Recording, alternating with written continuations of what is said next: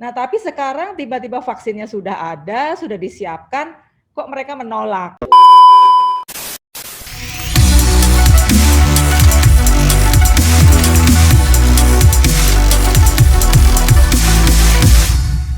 Pendengar Klesi FM dimanapun Anda berada, kembali bersama saya, Khairul Jasmi, dalam program acara Kata KC.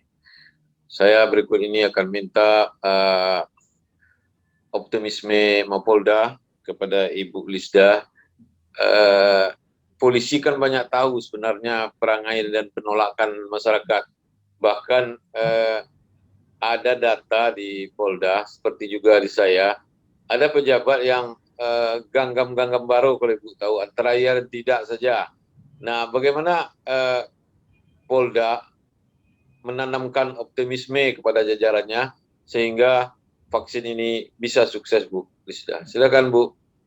Ya, iya Pak KJ, terima kasih. Sebenarnya saya juga mau ini, kalau masyarakat itu tidak mau divaksin, saya juga heran juga ya. Soalnya saya ingat waktu awal-awal COVID ya, sekitar bulan Maret, April, Mei itu kan mereka udah pakai masker, itu udah jenuh gitu. Terus mereka nanya, terus sudah ada info-info tentang vaksin, mereka nanya kapan kira-kira kita bisa divaksin COVID. Nah, waktu itu kan pemerintah bilangnya awal 2021. Mereka tuh protes, kok lama sekali gitu kan? Kok lama sekali? Iya, saya Kita ingat selama tuh. itu pakai masker gitu kan. Nah, tapi sekarang tiba-tiba vaksinnya sudah ada, sudah disiapkan, kok mereka menolak. Nah, itu yang saya jadi agak heran gitu. Mungkin karena jarak waktu antara April sampai dengan 2021 itu terlalu jauh, jadi banyak anasir-anasir tak berguna yang masuk, Bu. Iya, jadi terjadi perubahan hoax itu ya, Pak ya. Iya. Yeah. Tapi tadi seperti Pak Wagub katakan juga, kemarin ada Pak Wagub dengan Pak Kapolda wawancara dengan para peserta ya, artinya mereka sebetulnya bukan menolak untuk divaksin, tapi memang kesempatannya belum ada gitu. Nah, ini alhamdulillah sekarang sudah dibuka kesempatan, insya Allah saya juga optimis, insya Allah masyarakat akan banyak lagi yang divaksin. Jadi kami terus terang saja optimis untuk mencapai masyarakat Sumatera Barat untuk yang mau divaksin gitu ya. Kami juga kerahkan. Jadi kalau untuk Polda, kami memang Kapolda langsung menekankan kepada para Kapolres ya. Jadi memang kami juga menargetkan. Jadi kami juga menargetkan kepada para Kapolres setiap hari harus berhasil menvaksin berapa orang. Itu sudah artinya sudah diperintahkan ke jajaran untuk para Kapolres juga melanjutkan kegiatan vaksin ini.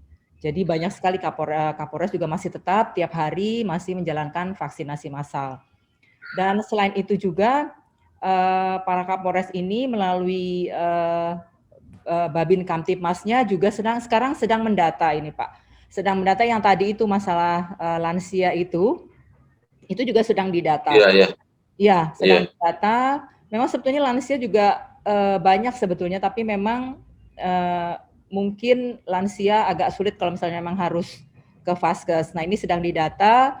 Nanti tidak menutup kemungkinan setelah datanya lengkap, mungkin kami juga minta bantuan rekan-rekan nanti dari Dinkes, dari Puskesmas untuk door to door. Nah, itu salah satu yang akan kami lakukan nanti door to door dengan data yang sudah didapat dari Babin Kamtipmas. Kemudian nanti kami kerjasama dengan puskesmas itu untuk melakukan door to door untuk menvaksin para lansia. Jadi, Ibu, saya titip dua pesan kepada Bapak Kapolres kita. Pertama,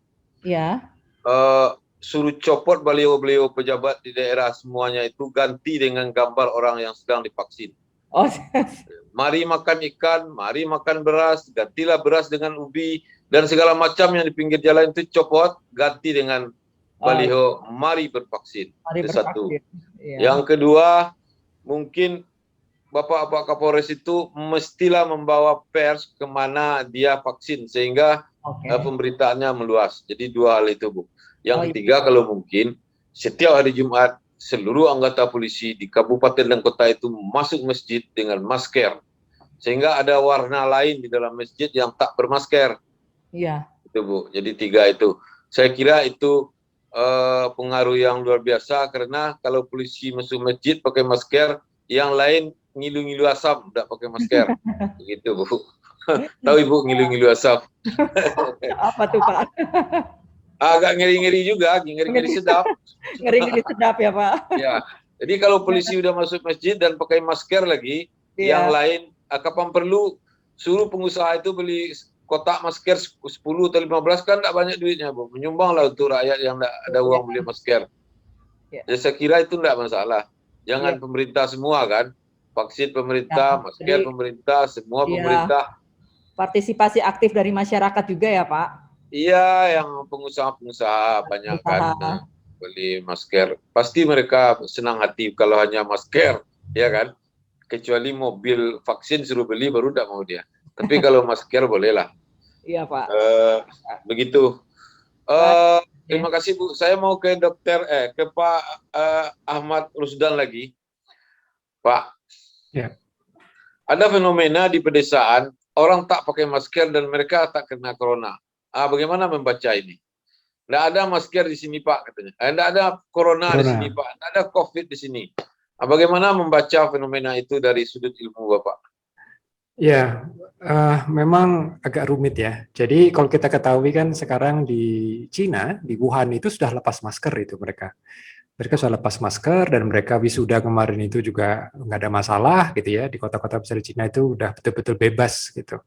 Nah, tapi kadang-kadang orang kan gimana ya, Cina saja sudah bebas masker kok, kenapa kita harus pakai masker? Nah ini kita kan ingin seperti mereka juga gitu. Cuma kalau soal vaksin, masa vaksin Cina kita pakai? Ya vaksin Cina, dan Cina sendiri sebetulnya vaksinasinya hampir 50% di Cina. Jadi mereka juga melakukan vaksinasi juga sih sebetulnya. Nah memang mengenai masker ini itu apa yang dilakukan di Cina itu memang fenomenal ya. Jadi kapasitas testing mereka luar biasa tinggi, dan bahkan di bulan April ya, selama 2 bulan itu mereka menguji PCR sekitar 10 juta penduduknya. Jadi 90% dari 10 juta penduduk itu mereka tes, ketemu positif 300. Artinya apa? Ya wajar kalau mereka berani buka masker. Artinya positivitas rate-nya memang sudah sangat kecil sekali. Itu sekitar di bulan hampir di bulan Juni, itu laporannya di bulan Agustus di artikel ilmiah. Itu saya bisa bayangkan saat itu dilakukan di Indonesia itu bagaimana, itu tuh fenomenal banget. Karena mereka emang di awal tuh lockdown-nya betul-betul kuat gitu. Jadi artinya wajar mereka buka masker. Nah di Indonesia itu kan mobilitas antar provinsi itu kan juga tidak mungkin dihentikan begitu saja ya. Jadi ada kemungkinan mungkin kalau daerah itu sangat terisolir dari luar, ya mungkin nggak ada masalah, yang nggak ada COVID di sini gitu kan. Cuma kan untuk bisa melakukan itu berarti testing tracing-nya harus luar biasa bagus dan harus betul-betul terisolir. Makanya kalau di Cina mereka tidak khawatir orang keluar dari Cina, mereka lebih khawatir orang masuk ke Cina gitu kan. Mereka khawatir imported cases ya kan. Dan memang salah satu keunikan dari penyakit ini ya Pak KJ, ada namanya fenomena OTG memang.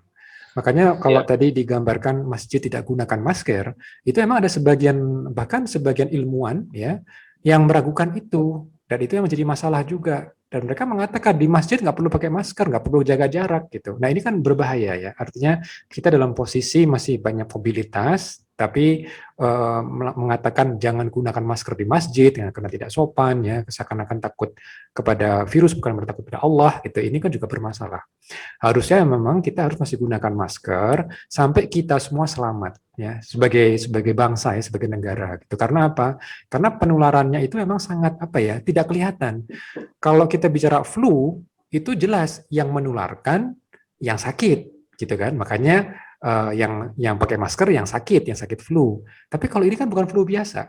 Justru yang belum menunjukkan gejala, dia sudah bisa menularkan pada yang lain. Dan ketika dia akhirnya bergejala, dia sudah meninggalkan rekam jejak di orang lain. Nah, kalau orang lain tersebut kurang optimal imun sistemnya, dia bisa terkena gejala berat. Dan ini yang menjadi masalah. Makanya mengedukasi masyarakat gunakan masker itu sulitnya bukan main. Dan saya tidak menyalahkan mereka juga. Karena memang seperti ini, fenomena penyakitnya itu memang luar biasa aneh gitu. Jadi bukan seperti yang kita biasa alami gitu kan. Oh yang sakit, yang bergejala, mereka yang harus isolir. Kalau ini belum tentu yang tidak ternampak sakit itu aman. Makanya kan harus hati-hati ya untuk mengatakan bagaimana sehat, belum tentu sehat kalau ternyata dia membawa virus gitu ya. Ini harus hati-hati ya, dalam artian kita harus bersabar banyak gitu ya. Makanya tadi kalau saya dengar di masjid tidak menggunakan masker, itu saya wow gitu ya, sampai polisi harus masuk dengan masker, itu ya buat saya bagaimana ya, itu luar biasa ya dalam kondisi seperti ini gitu Pak Kaji. Ya, perlu itu. Pak, ada yang bilang begini, kalau antibodi kita sudah 50, kita tidak perlu lagi vaksin. Benarkah begitu? Ya Antibodi ini kuantitatif. ya, memang Kemenkes sudah mengeluarkan maklumat, tolong masyarakat tidak perlu tes antibodi sendiri-sendiri, nggak perlu kepo lah gitu. Kenapa? Karena sampai sekarang kita ini nggak punya data yang meyakinkan berapa sih sebetulnya ambangnya. Karena pertama, jenis tesnya pun macam-macam, belum ada standarisasi. Yang kedua, tes yang digunakan di laboratorium yang masyarakat lakukan itu juga sebetulnya bukan standar emas, itu hanya estimasi saja. Yang ketiga, imunitas kita kan tidak hanya dari antibodi, kita kan juga punya imun seluler gitu ya, dari sel T misalnya, dan pengukuran itu jauh lebih rumit. Nah, jadi artinya buat saya sih, kalau misalnya diuji keluar angka, akhirnya bingung sendiri sih, kecuali bagian dari penelitian di mana kita memang punya tujuan tertentu yang sangat spesifik. Misalnya kita akan membandingkan nih angka kejadian COVID yang bergejala antara orang dengan titer tertentu versus yang titer yang lain. Nah, itu beda. Makanya kita perlu menguji. Tapi kalau hanya menguji masing-masing gitu ya, saya yakin pasti mereka bingung sendiri. Karena tidak ada panduannya. Jadi seperti angka 50, saya yakin itu juga panduannya adalah dari testimoni saja. Biasanya seperti itu. Tapi betulkah seperti itu kan tidak jelas juga. Iya, iya. Bapak punya list nggak Pak? Kalau kita ingin antibodi, karena vaksin tadi kan hanya ember. Yang penting itu kan masker, jaga jarak, dan jangan berkerumun. Tapi yang lain sebenarnya kan adalah makanan asupan kita. Nah, apa yang mesti diasup oleh masyarakat? Ya, penting sekali Pak KJ, penting sekali, karena masyarakat juga harus dibangun. Kalau kita lihat dari survei Riskesdas Pak, di Indonesia itu usia di atas 40 tahun itu sebetulnya sudah ada tanda hipertensi, obesitas, dan juga diabetes. Nah, cuma masalahnya kan orang kita itu jarang periksa, ya. Padahal sebetulnya 30% dari kita itu sudah ada gejala ke arah sana.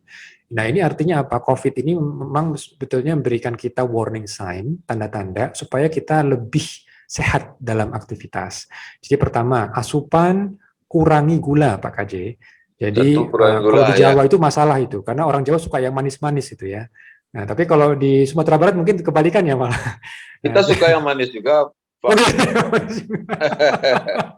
Oke, gula itu masalah. Aja itu manisnya beda. Oh gitu ya. Oke. Nah, jadi gula itu masalah memang. Itu bahkan sekarang kalau kita lihat dari ilmu diet gitu, itu lebih berbahaya daripada kolesterol. Gitu. Gula itu lebih berbahaya daripada kolesterol. Justru kolesterol itu nggak ada masalah selama kita kurangi tadi asupan gula manis. Jadi bisa diganti gula aren nggak Pak? Nah, kalau gula aren oke, ya. Jadi yang masalah gula pasir ya. Gula pasir, susu kental manis itu juga sebetulnya bahaya itu, karena itu gula itu isinya itu. Mending susu segar itu bagus gitu. Jadi kopi itu bagus, teh bagus, tapi jangan dibanyakin gulanya. Jus itu juga bagus, cuma masalahnya jus itu juga dikasih gula yang banyak gitu oleh pedagangnya. Jadi emang kita coba ke arah sana. Olahraga Pak KJ, kita ini secara evolusi itu kan butuh kalori 2000. Nah, bapak-bapak polisi itu udah oke, dia butuh 2 kalori untuk ngejar penjahat itu, berlari dia. Tapi banyakan dari kita, 2000 kalori itu depan komputer Pak KJ.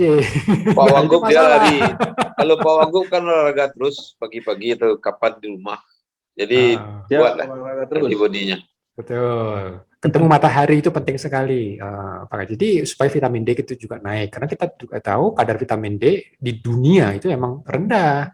Makanya itu salah satu yang mungkin menjelaskan kenapa di Afrika relatif rendah, karena orang di sana itu terbiasa hidup di luar, ya, sudah terbiasa dengan paparan, mereka juga lebih sehat relatif ya.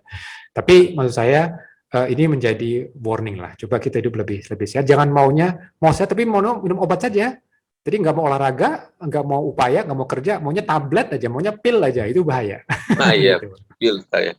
Baik Pak, Pak Wagub. Halo Pak. Siap. Nah, ya, Pak. kita mau guiding nasihat untuk masyarakat apa yang mesti dia lakukan kalau dia belum sempat vaksin. Kalau yang sudah sempat, apakah boleh sendiri-sendiri atau harus massal? Silakan Pak. Kalau sebenarnya kan posisi-posisi pos-pos vaksin atau tempat vaksinasi massal yang dibuka itu kan boleh didatangi oleh siapa aja yang ingin datang gitu kan. Ya. Tinggal bawa KTP, nanti dicek, didata dulu, terus dicek kesehatannya, tensi dan sebagainya, layak vaksin atau enggak. Gitu. Jadi memang sekarang ketika dapat informasi di puskesmas atau pusat-pusat yang dikonsentrasikan sebagai vaksin, kayak kemarin kan kita tanya-tanya tuh di lapangan, Bu Lizda juga ada, Bu Dokter juga ada, dari mana dapat informasi? Oh dari grup-grup WhatsApp Pak. Jadi artinya udah mulai menyebar nih, orang mulai tahu. Terus kenapa sekarang datang? Karena baru dapat kesempatan sekarang Pak. Yang lansia juga kita tanya, kenapa Bu? Ya supaya sehat, katanya gitu. Pak supaya sehat, supaya ini. Nah jadi akhirnya udah mulai muncul nih sebenarnya kesadaran masyarakat Sumbar. Ya kemarin surprise juga ngelihat segitu banyak bisa berkumpul dan mau. Artinya tadi disampaikan memang kan untuk menekan terus untuk bukan untuk menyembuhkan dari COVID ya, tapi untuk menekan, melaju terus memutus rantai dan sebagainya. Kita harapkan kan dengan divaksin antibodi kita naik. Akhirnya apa tuh istilahnya, saya bukan dokter, herd immunity yang diharapkan bisa tercapai gitu.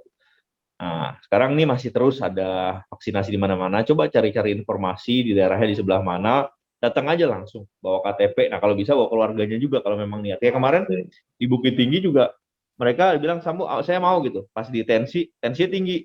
Pergi tuh Bapak. Sejam kemudian balik lagi. Coba tensi lagi Bu, katanya udah turun nggak? Saya nggak ngaruh, tetap tinggi juga. Jadi mereka mau juga. Udah mulai mau lah, udah mulai mau. Iya. Itu sebuah kemajuan yang luar biasa karena hoax sudah makin dilawan oleh kenyataan yang mereka lihat dengan mata sendiri. Jadi kekuatan hoax itu sudah makin melemah karena vaksinnya sudah massal di mana-mana. Nah, mungkin Pak Wagub bisa memanfaatkan potensial teman-teman saya wartawan di kantor gubernur untuk habis-habisan mengekspos kegiatan ini juga di Mapolda, Pak. Nah. Ya, kemarin saya juga ada bicara dengan Dapen, Fendi. Ya. Minta bantuan juga, sampaikan ke kawan-kawan wartawan khusus yang di media center di kantor gubernur untuk membantu kita exposure lebih lah untuk hal ini, Pak KJ. Baik Pak Wagub. Nah, saya Ibu Lisda lagi ini yang terakhir Bu. Setelah itu saya akan menutup acara ini dengan quote. Bu, masih ingat saya karena polisi banyak ide saya nih. Barang siapa yang mengurus SIM dan SNK mestilah divaksin. Boleh enggak? Tahu stok vaksin, tahu pengaman, saya tahu. Itu sudah ada.